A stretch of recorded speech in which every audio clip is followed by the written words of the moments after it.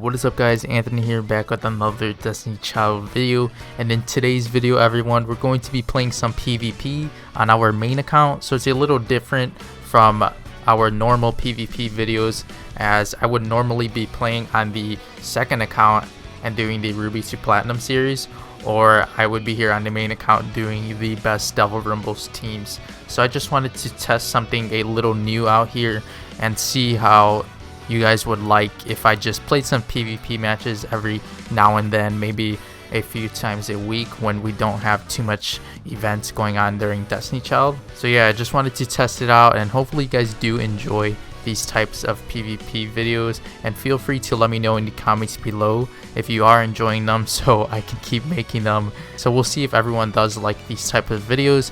But basically in today's video we're going to be trying to climb to Platinum 4 here. As you can see, it's a score 14,400 plus. So we're at 14,341 here, so I think we can reach it. We have a total of 5 matches to play, so we can start out here at the bottom. We have a team with a Bathory, Newbie, Mona, Dana, Senga, and Nicole. Our team, we're running basically the same rotation. We're running Bathory, Senga, Dana, Neptune, and Limos, which is a huge PvP character as she's super strong with her debuff effect. So normally when I'm playing this team, I tend to just slide a lot because I feel like that works best, and it might seem super basic, but it does work. And as for my team comp, these speed buffs go onto Neptune and Dana, which I think work very well, as I currently have a 90% win rate with this team. But I do know that some types of teams work differently depending on if you run Limos at a top attacker position and she receives the buffs. But for me, I think it works well when Dana and Neptune have them, as Neptune can provide the rapid healing, and then we have Dana who provides the rapid barrier. So you can see here we're winning this match pretty easily, as Senga's drive skill is just super strong and how she can just stun over and over. So here we can use Limos drive skill. I got it great, so it's pretty decent. You can see here she does skill charge down. As you've seen, it was applied to Newbie, Mona, and Dana. So that's one of the best things about Limos, as her drive skill does provide that effect. And you can see how she applied it on Newbie, Mona, so the team doesn't gain speed as rapidly as they normally would. Alright, so we have a drive skill here from the enemy Senga. She stunned our Neptune and Limos, but not to worry. We're way up ahead on this match anyway, and I think we'll win it here after the Senga drive skill we're about to put out. So here we are, we have the Senga drive skill ready, and I think that will be it, because we literally have fever time. So yeah, it's basically over. So it's a pretty free match. I think manual play definitely rewards the player better, as you can control your slide skills, tap skills, etc., and use them at a quicker pace than the AI would. So manual play is definitely a great way to play Devil Rumble, and I think it's the most optimal way of trying to climb in PvP. I remember once I climbed to the top 100 actually, and it was a huge grind, and I give credit to all of those players that do grind to the top 100, as it's a long grind. And I see that a ton of people in the Discord have to play, like, I believe it's like 300 or so matches weekly, and those are manual matches for the most part, depending on your team comp. If you're running like triple tank, I believe you can get away with some autoplay, as it's super hard to take down that team because of all of the help. So a triple tank team can probably get past the top 100 with autoplay, but you have to have an Athena like uncapped to +6, and it's just super hard to have that unless you like predicted that Athena was going to be so good and then you just summoned for her +6. I thought she was going to be a little underwhelming, as some people weren't necessarily summoning for her when she had been released with Palas, but I believe after some testing, all of the top players in the Discord noticed that Athena was super strong in combo with Dana and Hades. As I've talked about in like a previous video on the top Devil Rumble teams, that it's a super strong combo, and Yeah, that's basically one of the only teams that can get away with autoplay. I think my team does pretty decent on autoplay, but you can see I have only a 90% win rate. So if you're trying to grind out the top 100, you have to take into account that all of these players have super optimal equips on their units. They have spa levels, etc.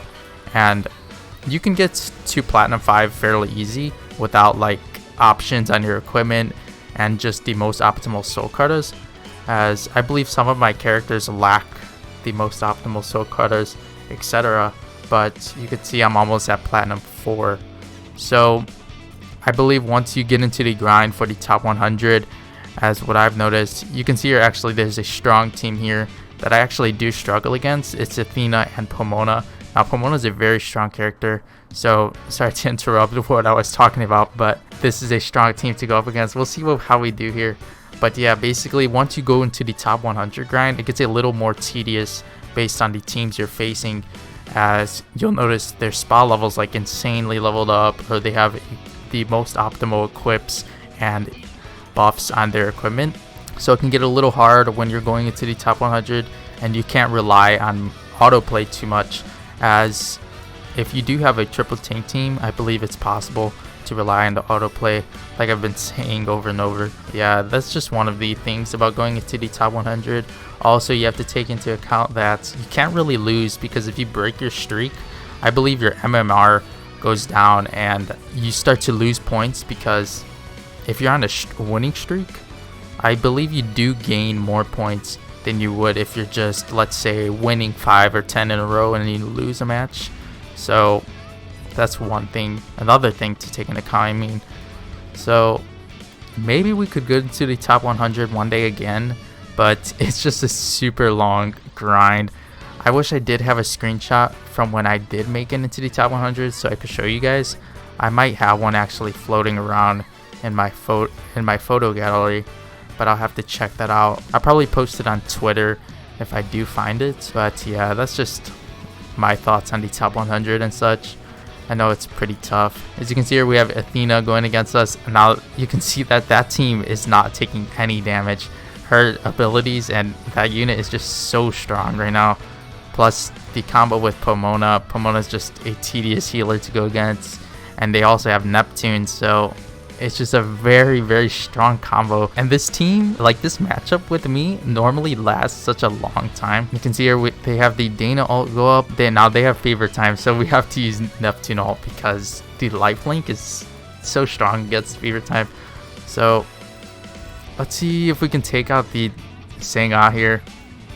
Now you see our Dana's healing through it because of the Neptune drive. Now this will be why we win this match, because we took out the Pomona early on, and Pomona, if you guys do know, she has the res ability on her drive skill, so she's the only second character to have res on her drive compared to Mott. Now Mott, she was a very top tier healer back in the day. I believe the first year of Destiny Child, like early on months, you would see the triple 3, which would be Dana, Mapdet, and Mott in the top 100, and so because the resurrection ability is so good, especially if they're top tier.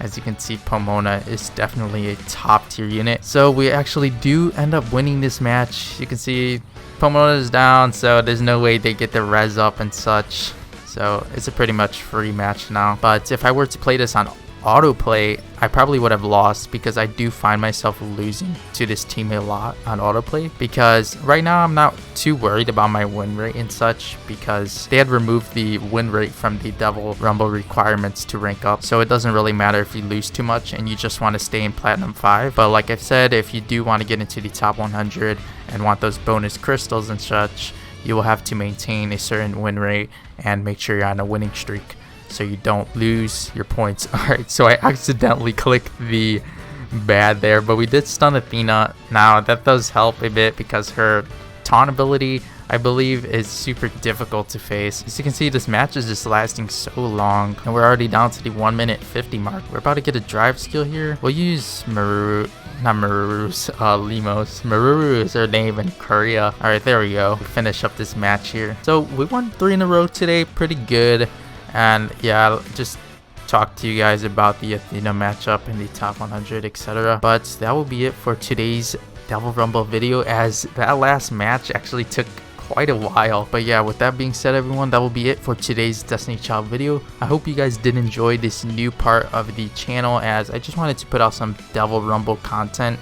And if you guys did enjoy, please let me know in the comments below so I could keep making these types of videos, and maybe it does help you guys out with more information on PvP units and such.